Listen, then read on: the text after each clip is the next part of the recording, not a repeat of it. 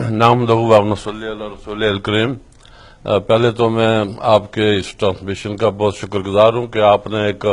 نازک وقت میں مجھ سے بھی جو ہے نا بھارتی جارحیت یا بھارتی جو منصوبے ہیں اس کے متعلق بات کر رہے ہیں۔ دیکھیں، انڈیا جو ہے نا وہ ہمیشہ دروگوئی سے کام لیتا ہے، جھوٹ سے کام لیتا ہے اور فریب سے کام لیتا ہے، اور ہندو تو ویسے بھی چانکیا کی سیاست ہے کہ اگر سامنے کوئی تگڑا آدمی آ جائے تو ہاتھ باندھ لو، اور اگر کمزور ہو تو اس کے جو ہے نا وہ چھرا گھونپ دو۔ یہ چانکیا کی سیاست ہے۔ تو یہ آپ دیکھیں کہ جس وقت ان کا سلام کرنے کا طریقہ دیکھیں کتنا آدمی متاثر ہوتا ہے جی کہ ہاتھ باندھے ہوئے۔ تو ابھی جب وہ مودی نواز شریف صاحب کی اس گھر تشریف آئے تھے تو اس وقت وہ کتنا بولا بالا آدمی نظر آتا تھا کہ یہ گجرات والا نہیں ہے مودی، لیکن اس کے بعد اس کی زبان دیکھیں، وہ کہتا ہے کہ پاکستان ہم نے توڑا، بنگلہ دیش ہم نے بنایا، کشمیر میں ہم یہ کریں گے وہ کریں گے، لیکن یہ سب دروغ گوئی ہے۔ اور اس وقت میں سمجھتا ہوں کہ جو یونائٹڈ نیشنز میں کی جنرل اسمبلی میں جامعہ تقریر کی ہے اور اس کے بعد جو فالو اپ ہے اس میں صدر آزاد کشمیر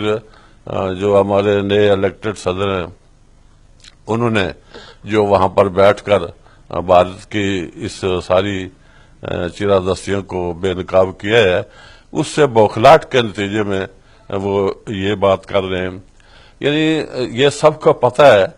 کہ جو وہ کہہ رہے ہیں کہ جی ہم نے آرٹ پرسیوٹ کیا ہے، آرٹ پرسیوٹ ہوتا ہے جی کہ پیچھا کریں کسی کا، یا سرجیکل سٹرائک جو ہے نا وہ جا کر آزاد کشمیر، ان کو پتہ نہیں ہے کہ یہ یہاں پر جو ہے نا وہ ایک ایسے لوگ جرری بستے ہیں کہ جنہوں نے کبھی ہندو کی ڈومینیشن قبول نہیں کی ہے۔ وہ آرمی نہ بھی ہو تب بھی وہ اندر آ کر پھر واپس نہیں جا سکتا انڈین کوئی سولجر جو ہے، چاہے جائے کہ وہ کہتے ہیں جی کہ ہم نے پتہ نہیں 7 میل یا 3 میل اندر جا کر سرجیکل سٹرائک۔ یہ سرجیکل سٹرائک ہو یا کوئی بھی ہندوستان کی طرف سے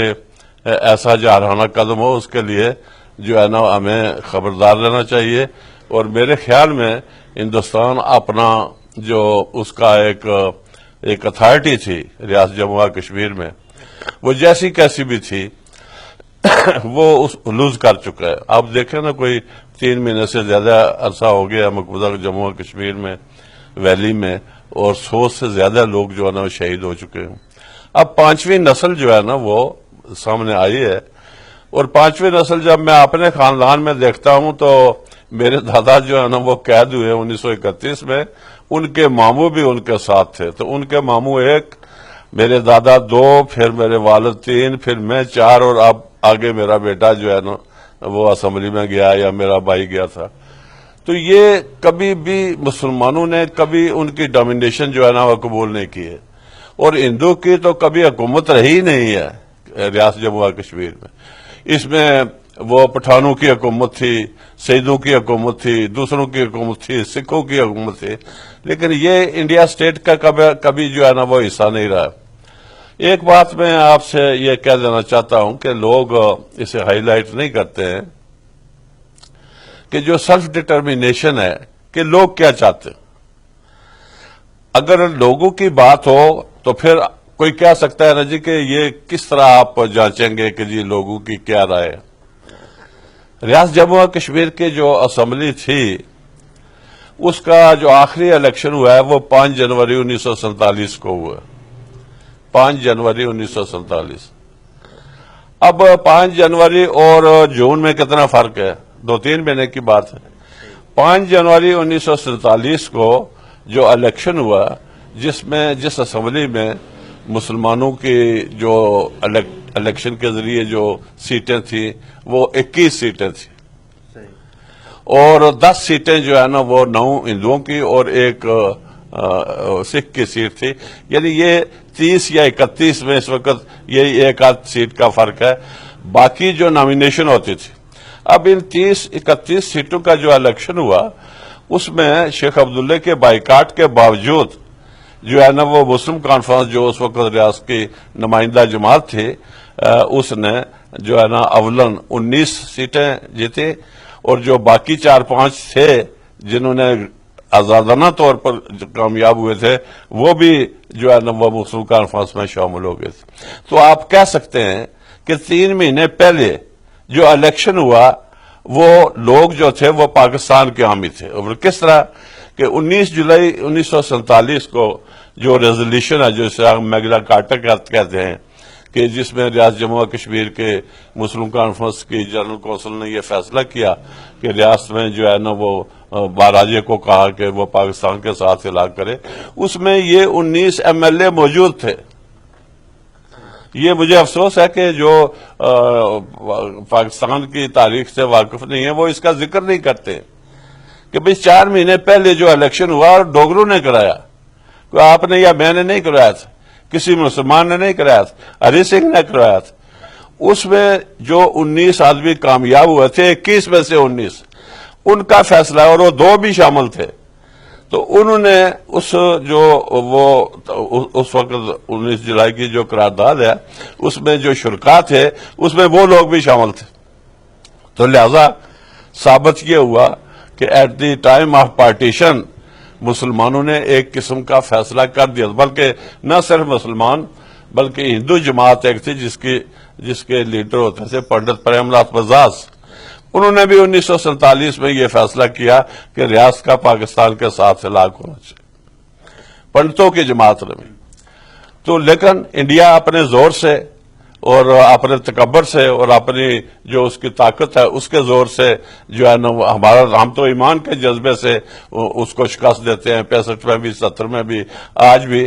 لیکن ایک بات انڈیا کو یہ نوٹ کر لینی چاہیے کہ کشمیریوں کی تاریخ جو ہے نا اب 5ویں نسل میں جو ہے نا وہ داخل ہو چکی ہے،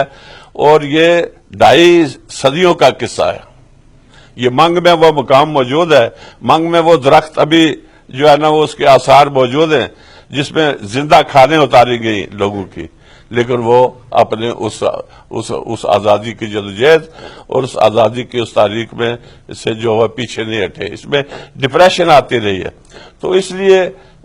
جو یہ ساری بات ہے کہ سرجیکل سٹرائک، وہ اپنی بوکھلاہٹ کے نتیجے میں یہ کہتے ہیں، اور انشاءاللہ تعالی پوری قوم بھی متحد ہے، اور اس میں جو بہادر افواج ہیں پاکستان کی جنرل راحیل شریف کی قیادت میں وہ بھی تیار بیٹھی ہیں۔ میرے خیال میں شاید وہ وقت آن پہنچا ہے کہ جو ہے نا وہ یہ جو ایک باطل اور حق جو ہے نا ٹکرائے گا، اور حق کی جو ہے نا انشاءاللہ تعالی فتح ہوگی۔ ہم نہیں چاہتے ہیں کہ ہمارا تو سندھ پر مطالبہ ہے کہ لوگوں سے پوچھیں، جی لوگوں سے پوچھیں گے۔ اور یہ میں پھر بھی یہ کہتا ہوں کہ یہ جو سیکیورٹی کونسل کی جو قرارداد ہے جس میں پنڈت نہرو گئے تھے شکایت لے کر، اور وہاں سے جو کشمیریوں کے متعلق یہ قرارداد منظور ہوئی کہ ریفرینڈم ہوگا، یہ امریکہ نے پیش کی ہوئی ہے۔ اب وہ بڑے معتبر پروست جو بنتے ہیں دنیا کے، ان کو تو اس چیز کا خیال کرنا چاہیے، ورنہ دیکھیں کہ اب تو یہ